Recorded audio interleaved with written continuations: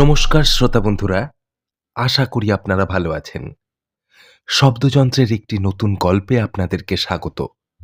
আজকের গল্প সত্যজিৎ রায়ের লেখা একটি ছোট গল্প, ক্লাস ফ্রেন্ড। গল্প শুরুর আগে আপনারা যদি এখনও শব্দযন্ত্র চ্যানেলটিকে সাবস্ক্রাইব না করে থাকেন, তাহলে দয়া করে সাবস্ক্রাইব করে নিন, কারণ আপনাদের একটি লাইক বা একটি সাবস্ক্রিপশন আমাদেরকে অনেকখানি উৎসাহ যোগায় এবং এরপর থেকে আপনারাও শব্দযন্ত্রের কোনো গল্পই আর মিস করবেন না। এছাড়া নিচে থাকা সুপার থ্যাঙ্কস অপশানটিতে গিয়ে চাইলে ইচ্ছে মতো সাহায্যও করতে পারেন। শুরু হচ্ছে আজকের গল্প, সত্যজিৎ রায়ের লেখা ক্লাস ফ্রেন্ড। সকাল 9:15। মোহিত সরকার সবে মাত্র টাইয়ে ফাঁসটা পরিয়েছেন। এমন সময় তাঁর স্ত্রী অরুণা ঘরে ঢুকে বললেন, তোমার ফোন। এই সময় আবার কে? কাঁটায় কাঁটায় 9:30 অফিসে পৌঁছনো মোহিত সরকারের অভ্যাস। ঠিক বেরোনোর মুখে ফোন এসেছে শুনে স্বভাবতই তাঁর কপালে ভাঁজ পড়ল। অরুণা দেবী বললেন, বলছে তোমার সঙ্গে স্কুলে পড়তো। স্কুলে? বোঝো, নাম বলেছে? বলল জয় বললেই বুঝবে। 30 বছর আগে স্কুল ছেড়েছেন মোহিত সরকার। ক্লাসে ছিল জোনা 40 ছেলে।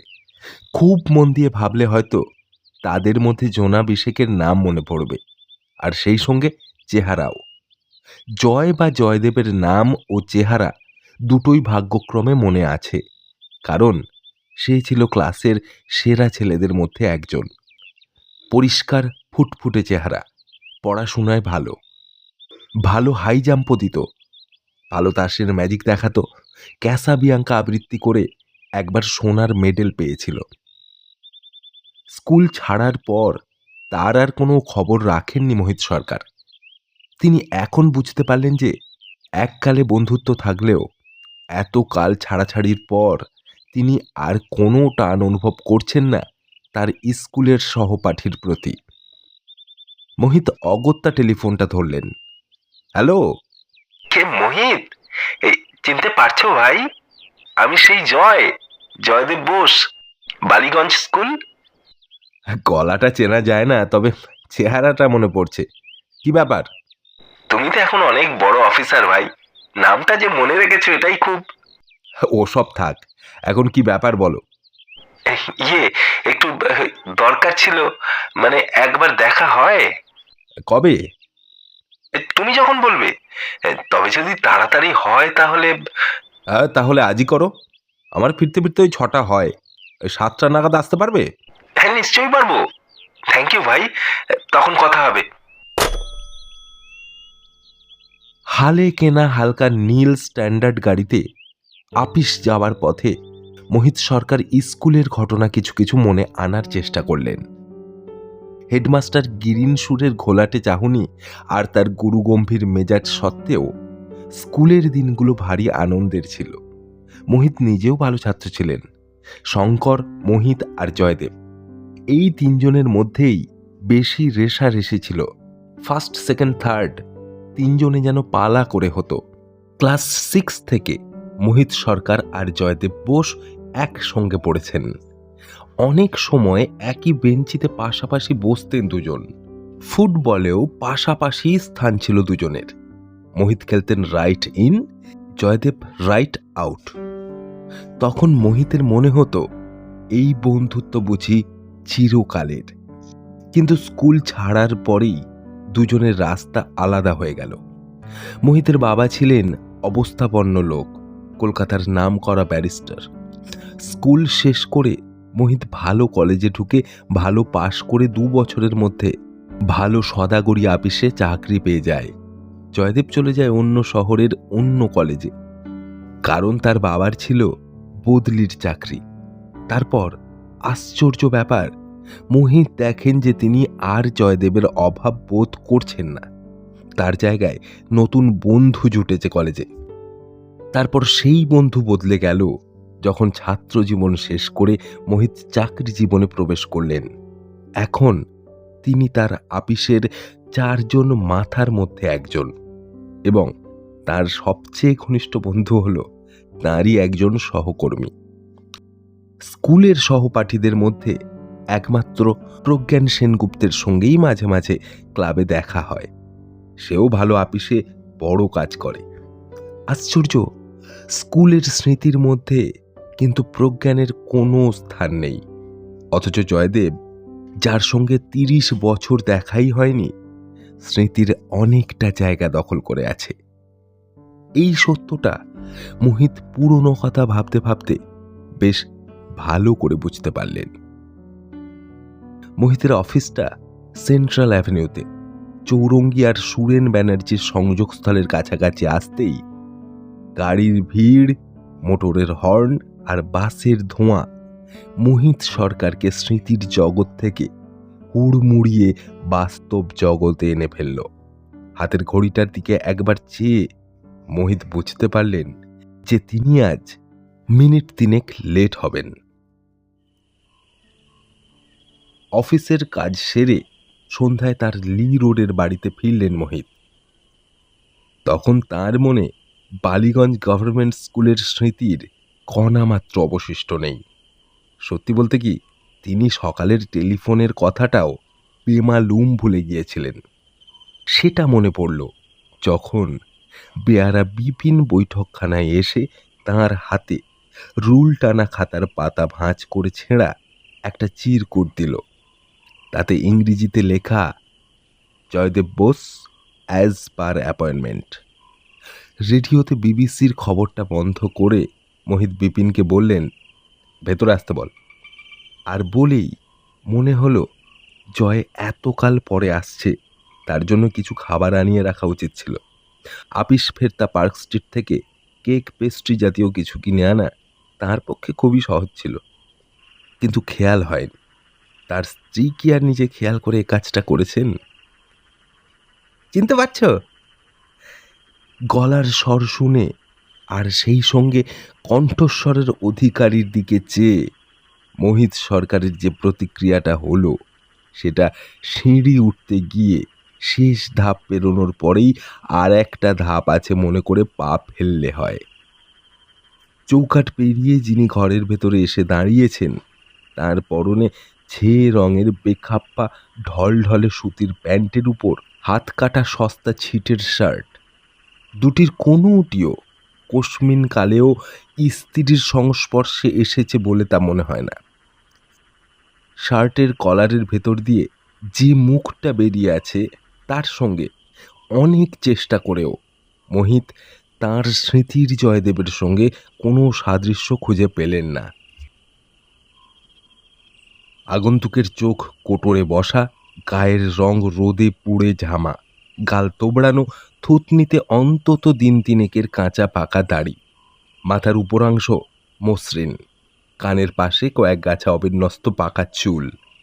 প্রশ্নটা হাসি মুখে করায় ভদ্রলোকের দাঁতের পাটিও দেখতে পেয়েছেন মোহিত সরকার, এবং মনে হয়েছে পান খাওয়া ক্ষয়ে যাওয়া অমন দাঁত নিয়ে হাসতে হলে মুখে হাত দিয়ে ঢাকা দিয়ে হাসা উচিত। অনেক বদলে গেছি না? বসো। মোহিত এতক্ষণে উঠে দাঁড়িয়েছেন। সামনের সোফায় আগন্তুক বসার পর মোহিতও তার নিজের জায়গায় বসলেন। মোহিতের নিজের ছাত্র জীবনের কয়েকটা ছবি তার অ্যালবামে আছে। সেই ছবিতে ১৪ বছর বয়সের মোহিতের সঙ্গে আজকের মোহিতের আদল বার করতে অসুবিধা হয় না। তাহলে এঁকে চেনা এত কঠিন হচ্ছে কেন?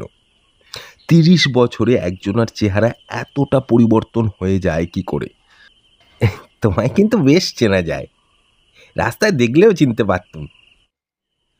ভদ্রলোক কথা বলেই চলেছেন, আসলে আমার উপর দিয়ে অনেক ঝড় বয়ে গেছে।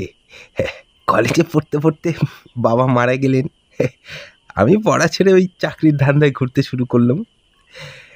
তারপর ব্যাপার তো বোঝোই, কপাল আর ব্যাংকিং এ দুটোই যদি না থাকে তাহলে আজকের দিনে একজন ইয়ের পক্ষে।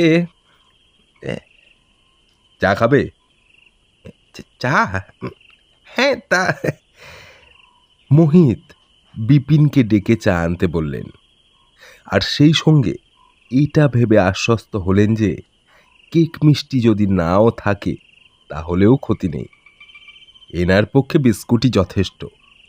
ওহ, ভদ্রলোক আবার বলে চললেন, আজ সারাদিন ধরে কত পুরনো কথাই না ভেবেছি জানো মোহিত। মোহিত নিজেও যে কিছুটা সময় তাই করেছেন সেটা আর বললেন না। এই এলসিএম জিসিএম কে মনে আছে তো? মোহিতের মনে ছিল না, কিন্তু বলতেই মনে পড়ল। এলসিএম হলেন পিটির মাস্টার লালচাঁদ মুখুজ্জে, আর জিসিএম হলেন অঙ্কের স্যার গোপেন মিত্তির। আমাদের ওই খাবার জলের ট্যাঙ্কের পেছনটায় এই দুজনকে জোর করে পাশাপাশি দাঁড় করিয়ে কে বক্স ক্যামেরায় ছবি তুলেছিল মনে আছে? ঠোঁটের কোণে একটা হালকা হাসি এনে মোহিত বুঝিয়ে দিলেন যে তার মনে আছে। আশ্চর্য, এগুলো তো সব সত্যি কথা। ইনি যদি জয়দেব নাই হন তাহলে এত কথা জানলেন কি করে? স্কুল লাইফের ওই 5টা বছরই আমার জীবনের বেস্ট টাইম জানো ভাই, বললেন আগন্তুক। তেমন দিন আর আর আসবে না। মোহিত একটা কথা না বলে পারলেন না। তোমার তো মোটামুটি আমারই বয়স ছিল বলে মনে পড়ে। এই তোমার চেয়ে 3 মাসের ছোট। তাহলে এমন বুড়োলে কি করে? চুলের এমন দশা হলো কি করে? স্ট্রাগেল ভাই, স্ট্রাগেল। অবশ্যই টাকটা আমাদের ফ্যামিলির অনেকেরই আছে। এই বাপ ঠাকুরদা দুজনেরই টাক পড়ে যায় ওই 35-এর মধ্যেই। গাল ভেঙেছে হাড় ভাঙা খাটুনির জন্যে আর প্রপার ডায়েটের অভাবে। তোমাদের মতো তো টেবিলে বসা কাজ নয় ভাই। কারখানায় কাজ করেছি প্রায় 7 বছর। তারপর মেডিকেল সেলসম্যান, ইন্স্যুরেন্স, এ দালালি সে দালালি। এক কাজে টিকে থাকবো সে কপাল তো আর নেই। তাদের মাকুর মতো একবার এদিক একবার ওদিক। কথায় বলে ওই শরীরের নাম মহাশয়, যা সবে তাই সয়। অথচ তাতে শেষ অবধি শরীরটা গিয়ে কি দাঁড়ায় সেটা আর বলে না। সেটা আমায় দেখে বুঝতে হবে। বিপিন চা এনে দিল, সঙ্গে প্লেটে সন্দেশ আর সিঙাড়া। গিন্নির খেয়াল আছে বলতে হবে। ক্লাস ফ্রেন্ডের এই ছিঁড়ি দেখলে কি ভাবতেন সেটা মোহিতার আন্দাজ করতে পারলেন না। এই তুমি খাবে না? আগন্তুক প্রশ্ন করলেন। মোহিত মাথা নাড়লেন। আমি এইমাত্র খেয়েছি। এই একটা সন্দেশ? না, আপনি মানে তুমিই খাও। ভদ্রলোক সিঙাড়ায় কামড় দিয়ে চিবোতে চিবোতে বললেন, ছেলেটার পরীক্ষার সামনে, অথচ এমন দশা যেন মোহিত ভাই ফিরে টাকাটা যে কোত্থেকে আসবে তা বুঝতে পারছি না। আর বলতে হবে না, মোহিত বুঝে নিয়েছে। আগেই বোঝা উচিত ছিল এর আসার কারণটা। সাহায্য প্রার্থনা, আর্থিক সাহায্য। কত চাইবেন? 20-25 হলে দিয়ে দেওয়াই হবে বুদ্ধিমানের কাজ। কারণ না দিলেই যে উৎপাতের শেষ হবে এমন কোনো ভরসা নেই। আমার ছেলেটা খুব ব্রাইট জানো ভাই। পয়সার অভাবে তার পড়াশোনা মাঝপথে বন্ধ হয়ে যেতে পারে, এই কথাটা ভেবে আমার রাতে ঘুম হয় না। দ্বিতীয় সিঙাড়াটাও উঠে গেল প্লেট থেকে। মোহিত সুযোগ পেলেই জয়দেবের সেই ছোটবেলার চেহারার সঙ্গে আগন্তুকের চেহারা মিলিয়ে দেখছেন, আর ক্রমেই তার বিশ্বাস বদ্ধমূল হচ্ছে যে সেই বালকের সঙ্গে এই প্রৌঢ়ের কোনো সাদৃশ্য নেই। তাই বলছিলাম ভাই, চায়ের সশব্দ চুমুক দিয়ে বললেন আগন্তুক। অন্তত সখানে কি সদেরেক যদি এই পুরনো বন্ধুর হাতে তুলে দিতে পারো তাহলে। Very sorry. টাকার কথা উঠলে সরাসরি না করে দেবেন এটা মোহিত মনে মনে স্থির করে ফেলেছিলেন, কিন্তু এখন মনে হলো ব্যাপারটা এতটা রূঢ়ভাবে না বললেও চলতো। তাই নিজেকে খানিকটা শুধরে নিয়ে গলাটাকে আর একটু নরম করে বললেন, সরি ভাই, আমার কাছে জাস্ট নাও ক্যাশের একটু অভাব।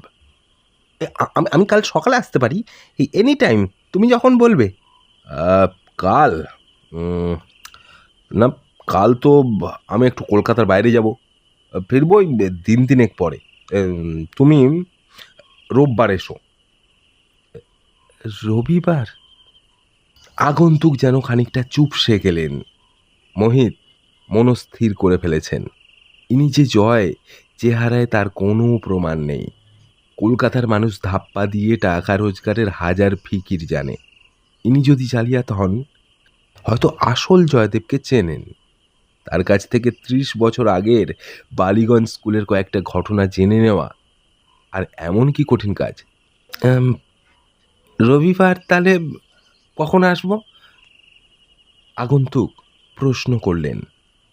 হ্যাঁ, সকালের দিকেই ভালো, 9টা, 9:30। শুক্রবার ঈদের ছুটি। মোহিতের আগে থেকেই ঠিক আছে বারিপুরে এক বন্ধুর বাগান বাড়িতে সস্ত্রীক গিয়ে উইকেন্ড কাটিয়ে আসবেন। দুদিন থেকে রবিবার রাত্রে ফেরা, সুতরাং ভদ্রলোক সকালে এলে তাকে পাবেন না। এই প্রতারণাটুকুরও প্রয়োজন হতো না যদি মোহিত সোজাসুজি মুখের উপর না করে দিতেন। কিন্তু কিছু লোক আছে যাদের দ্বারা এই জিনিসটা হয় না। মোহিত এই দলেই পড়েন। রবিবার তাকে না পেয়ে যদি আবার আসেন ভদ্রলোক, তাহলে তার সঙ্গে দেখা না করার কোনো অজুহাত বার করবেন মোহিত সরকার। তারপর হয়তো আর বিরক্ত হতে হবে না। আগন্তুক চায়ের কাপে শেষ চুমুকটা দিয়ে সেটা নামিয়ে রাখতেই ঘরে আর একজন পুরুষ এসে ঢুকলেন। ইনি মোহিতের অন্তরঙ্গ বন্ধু বাণীকান্ত সেন। আরও দুজন আসার কথা আছে, তারপর তাসের আড্ডা বসবে। এটা রোজকার ঘটনা। বাণীকান্ত ঘরে ঢুকেই যে আগন্তুকের দিকে একটা সন্দিগ্ধ দৃষ্টি দিলেন, সেটা মোহিতের দৃষ্টি এড়ালো না। আগন্তুকের সঙ্গে বন্ধুর পরিচয়ের ব্যাপারটা মোহিত অম্লান বদনে এড়িয়ে গেলেন। আচ্ছা, তাহলে আসি। আগন্তুক উঠে দাঁড়িয়েছেন। তুই এই উপকারটা করলে সত্যি গ্রেটফুল থাকবো ভাই, সত্যি। ভদ্রলোক বেরিয়ে যাওয়ার পর মুহূর্তেই বাণীকান্ত বন্ধুর দিকে ফিরে ভ্রু কুঞ্চিত করে বললেন, এই লোকটা তোমাকে তুই করে বলছে? ব্যাপারটা কি? এতক্ষণ তুমিই বলছিল, শেষে ওই তোমাকে শুনিয়ে হঠাৎ তুই বলল। লোকটা কে? মোহিত উত্তর না দিয়ে বুক সেলফ থেকে একটা পুরনো ফটো অ্যালবাম বার করে তার একটা পাতা খুলে বাণীকান্তর দিকে এগিয়ে দিল। এ কি, তোমার স্কুলের গ্রুপ নাকি? বোটানিক্সে পিকনিকে গিয়েছিলাম, বললেন মোহিত সরকার। কারা এই 5 জন? আমাকে চিনতে পারছো না? দাঁড়াও দেখি। অ্যালবামের পাতাটাকে চোখের কাছে নিয়ে বাণীকান্ত সহজেই চিনে ফেললেন। এবার আমার ডান পাশের ছেলেটিকে দেখো ভালো করে। ছবিটাকে আরও চোখের কাছে এনে বাণীকান্ত বললেন, দেখলাম। মোহিত বললেন, ইনি হচ্ছেন এইমাত্র যিনি উঠে গেলেন। স্কুল থেকেই কি জুয়া ধরেছিলেন নাকি? অ্যালবামটা সশব্দে বন্ধ করে পাশের সোফায় ছুঁড়ে ফেলে দিয়ে প্রশ্নটা করলেন বাণীকান্ত। ভদ্রলোককে অন্তত 32 বার দেখেছি ওই রেসের মাঠে। সেটাই স্বাভাবিক, বললেন মোহিত সরকার। তারপর আগন্তুকের সঙ্গে কি কথা হলো সেটা সংক্ষেপে বললেন। পুলিশে খবর দে, বললেন বাণীকান্ত। চোর জোচ্চোর জালিয়াতের ডিপো হয়েছে কলকাতা শহরটা। এই ছবির ছেলে আর এই জুয়ারি এক লোক হওয়া ইম্পসিবল। মোহিত হালকা হাসি হেসে বললেন, রোববার এসে আমাকে না পেলেই ব্যাপারটা বুঝবে, তারপর আর উৎপাত করবে বলে মনে হয় না। বাড়িপুরি বন্ধুর পুকুরের মাছ, পোলট্রির মুরগির ডিম আর গাছের আম জাম ডাব পেয়ারা খেয়ে বকুল গাছের ছায়ায় শতরঞ্চি পেতে বুকে বালিশ নিয়ে তাস খেলে শরীর ও মনের অবসাদ দূর করে রবিবার রাত 11টায় বাড়ি ফিরে মোহিত সরকার বিপিন বেয়ারার কাছে শুনলেন যে সেদিন যে ভদ্রলোকটি এসেছিলেন তিনি আজ সকালে আবার এসেছিলেন। যাওয়ার সময় কিছু বলে গেছে নাকি? আগে না, বলল বিপিন। যাক, নিশ্চিন্ত। একটা সামান্য কৌশল, কিন্তু কাজ দিয়েছে অনেক। আর আসবে না, আপদ গেছে। কিন্তু না, আপদ সেদিনের জন্য গেলেও পরের দিন সকাল 8টা নাগাদ মোহিত যখন বৈঠকখানায় বসে খবরের কাগজ পড়ছেন তখন বিপিন আবার একটি ভাঁজ করা চিরকুট এনে দিল তাকে। মোহিত খুলে দেখলেন 3 লাইনের একটি চিঠি। ভাই মোহিত, আমার ডান পাটা মচকেছে, তাই ওই ছেলেকে পাঠাচ্ছি। সাহায্য স্বরূপ সামান্য কিছুও যদি এর হাতে দিয়ে দাও খুব উপকার হবে। আশা করি হতাশ করবে না। ইতি জয়। মোহিত বুঝলেন এবার আর রেহাই নেই, তবে সামান্য মানে সামান্যই। এই স্থির করে তিনি বেয়ারাকে বললেন, ডাকো ছেলেটিকে। মিনিট খানেকের মধ্যেই একটি 13-14 বছর বয়সের ছেলে দরজা দিয়ে ঢুকে মোহিতের দিকে এগিয়ে এসে তাকে প্রণাম করে আবার কয়েক পা পিছিয়ে গিয়ে চুপ করে দাঁড়িয়ে রইল। মোহিত তার দিকে মিনিট খানেক চেয়ে থাকলেন, তারপর বললেন, বসো। ছেলেটি একটু ইতস্তত ভাব করে একটি সোফার এক কোণে হাত দুটোকে কোলের উপর জড়ো করে বসল। আমি আসছি এক্ষুনি। মোহিত দোতলায় গিয়ে স্ত্রীর আঁচল থেকে চাবির গোছাটা খুলে নিয়ে আলমারি খুলে দেরাজ থেকে 4টে 50 টাকার নোট বার করে একটা খামে পুরে আলমারি বন্ধ করে আবার নিচে বৈঠকখানায় ফিরে এলেন। কি নাম তোমার? শ্রী সঞ্জয় কুমার বোস। এতে টাকা আছে, সাবধানে নিতে পারবে? ছেলেটি মাথা নেড়ে হ্যাঁ বলল। কোথায় নেবে?